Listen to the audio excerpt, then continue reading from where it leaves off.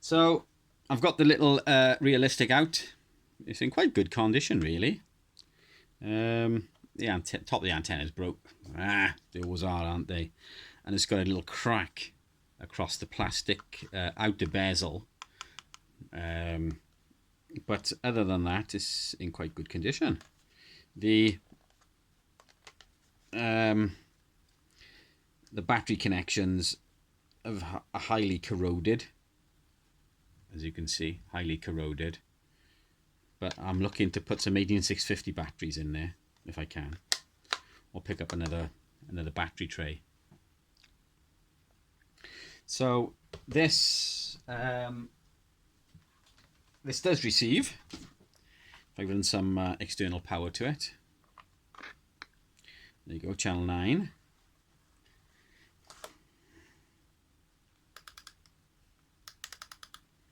Go to channel 25. If I key up on the Midland, my Midland over on the bench, over there, you can hear it. 1, 2, 1, 2. Turn the volume down just a tad. Hello, hello, 1, 2, 3, 4, 1, 2. So it does receive.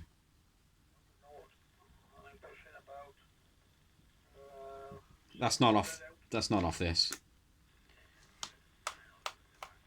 That's the Midland in the background off the vertical antenna. Let me turn that off then. So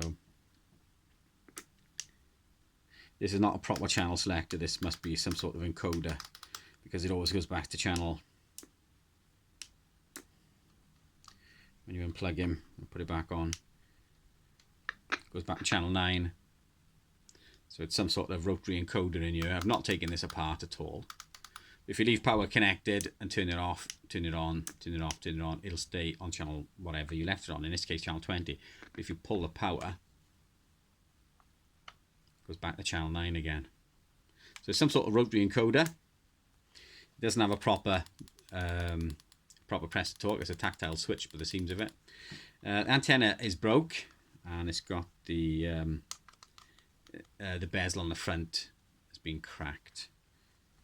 The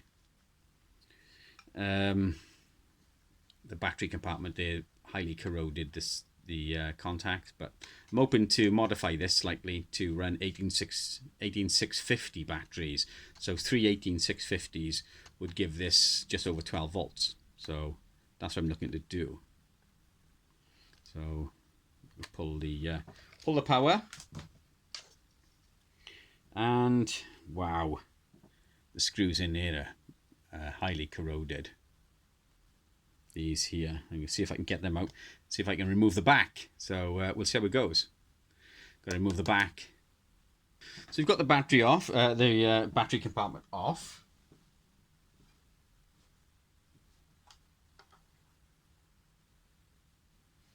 Let's warm up the soldering iron and remove the actual back itself. A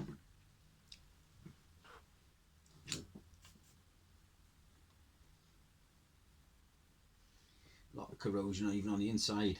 Wow, it's all wet. Didn't want a good clean.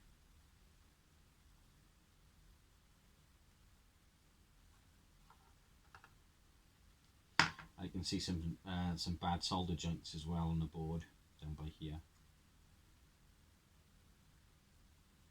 Some bad solder joints. What I might just do is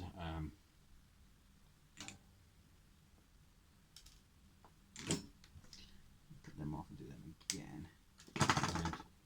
So yeah, a lot of corrosion. Top contacts here are pretty good, these ones, but these ones are highly corroded. These are not too bad. Mainly this one here. Mainly this one is the worst.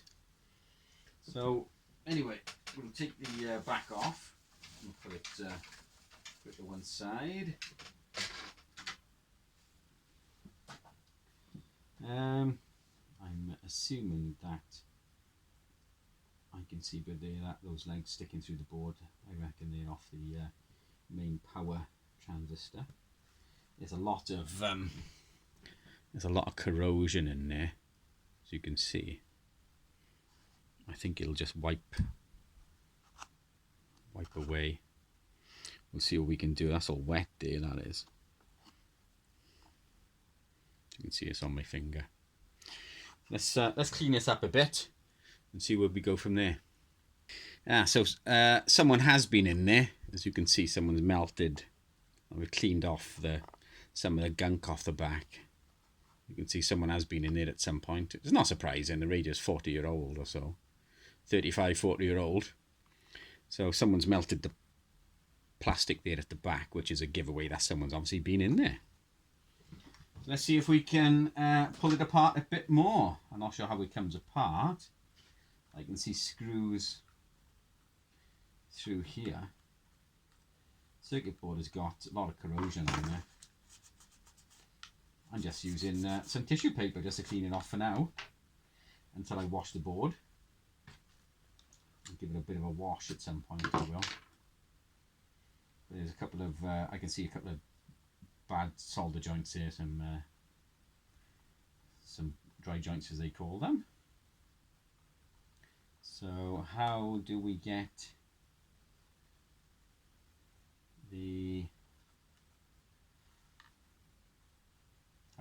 to the component side? It doesn't look too bad. Condition doesn't look too. The board doesn't look too bad. Doesn't look to be blown at any point. Although there's bits of corrosion here and there. That's all we're going to need cleaning. That's secondary. And the tracks seem to have been blown or fused.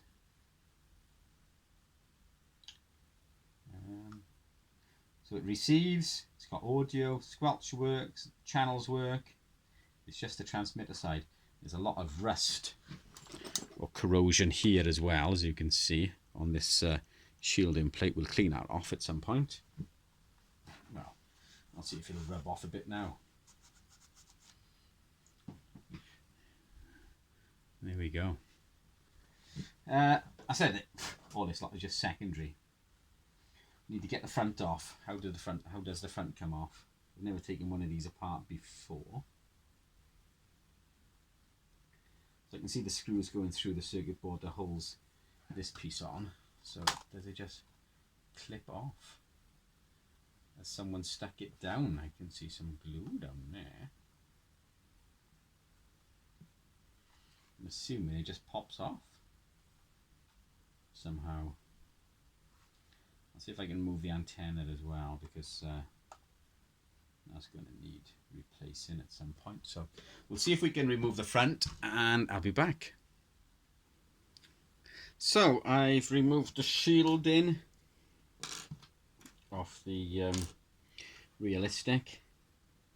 There's a couple of dry joints on there. And lo and behold, I did a little bit of testing on some of the dry joints and things, and we've now got transmit.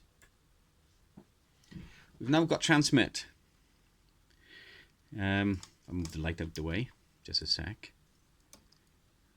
You can see the midland bit there. So if I key up on the handheld,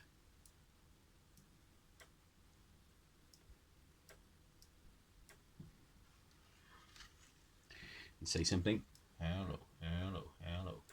So there's no antenna on here.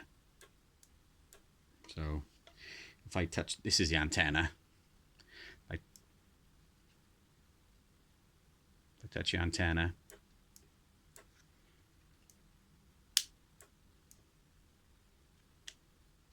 here we go. High, low power. That's low power. High power. So I'm using me as the antenna. So it seems to be working. So I'm going to go around and see if there are any more. Dry joints, bad solder connections. There's a few by here. So I'm going to see if I can find a few more and clean it up a bit, and that might just be it. Just some dry joints. from 40 years of use. So we'll go from there. I did fire up the oscilloscope, but before I even got around to using the oscilloscope, just touching up those couple of solder joints got it to work. So we clean up a little bit more, do a little bit more work on the solder joints here, and we'll go from there. Okay, so the Realistic had hardly anything wrong with it at all. Just some dry joints. Needed a bit of switch cleaner on the high-low power. Where are we to here? Let me see if I can get it into focus. So it had hardly anything wrong with the Realistic. A couple of dry joints. The board looks like there's been a fair bit of corrosion from batteries that have been left in there. I've cleaned off best I can with some IPA. So the board is reasonably clean. It's got a nice heatsink there for the driver in the final section. The final is a 2SC 2078, which I didn't think was in this particular radio. I thought it was one of those obsolete Motorola transistors, but it's a bog standard 2078, which that's really good news. So it's now up and running. The antenna is still snapped. I think there's like a section missing off the top. High-low power is now working as it should do. There's no meter, unfortunately, but if I key up, I've got the antenna fully extended. If I key up, if you look at the midland by there, if you look at the midland, then it should spring into life. There we go. If I tap the microphone, there we go. It's working. Low power. Doesn't make any difference, we're too close, but it's working. It is actually working. There was hardly anything wrong with it. Hardly anything at all. Someone had been in here and messed about with it. There's glue and stuff over the standoffs here, which hold the front panel down. There's some burn marks from a soldering iron there. It is what it is, unfortunately. Would have been nicer if it was in better condition, but it was relatively cheap. This is the sort of radio I could just throw in the backpack and just take with me, and I'm not too bothered about it, if you know what I mean. I've got to say, internally it's better built than the Harrier. It doesn't look as nice as a Harrier, doesn't feel as retro as a Harrier, but it's just a better build quality inside, as you would expect from a Realistic. So I was quite shocked to see a 2078 final in there, which is by here. Where are we to? The 2078 final is there. It's got a driver there, and it's on its own finned heatsink, which is nice to see. Not sure how much power it's putting out, but it's actually putting out some, because it's bringing the midland into life. By the way, over the next month, I'm be sorting out the bench here. It's going to go all the way along to the end wall there, and we're going to sort out. There's going to be some shelves up here so I can get some test equipment and stuff on it. It's hard work. All I've got at the moment is an oscilloscope on the bench. There is no room for anything else. I thought I'd need the oscilloscope, so I connected it up, but in the end I didn't need it. All these repairs so far have been found with a multimeter, a magnifying glass, checking for dry joints, bad solder joints, those sort of things, and just visual inspection, really. Make sure there's no wires off, bad solder joints, those sort of things. There was a dicky high-low power switch here, so I've cleaned that up. Of course, it was corrosion in the board, still is a bit, but it's as good as I'm going to get it. I'm not too bothered, because this is a radio which I was hoping to get up and running so I could just throw in the backpack to take with me. And now it's up and running. I'm not too bothered about the condition as long as it works. So another one done. Another one. I'll test the power in the next day or two and see how much is coming out of it. But for now, it is up and running.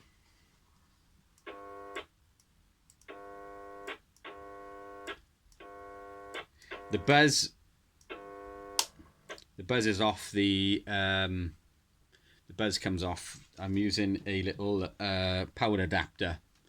It's like a 1 amp power adapter, 12 volt power adapter, straight off a little wall wart, and that's what's buzzing. They're not greatly regulated at all or anything. It is what it is. Low power is not so bad. But if I flick it to high power, it buzzes and sometimes cuts out. So 1 2 1 2 works. So I'll sort it out now and clean it up a little bit more and whatever. But now it's now up and running. Might look around, see if I can get maybe another duff one or something and make a nice one out of 2. Would be nice to get it up and running nicely. So if I could pick one up, that's duff. The trouble is, eBay prices are stupid these days. I mean, they want as much for something like this, which wasn't working, as they did years ago for a brand new one. eBay prices are just crazy at the moment. But yeah, nice to see it's up and running.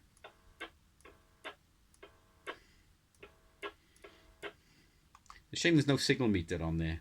All we got is a TX and a battery high-low switch.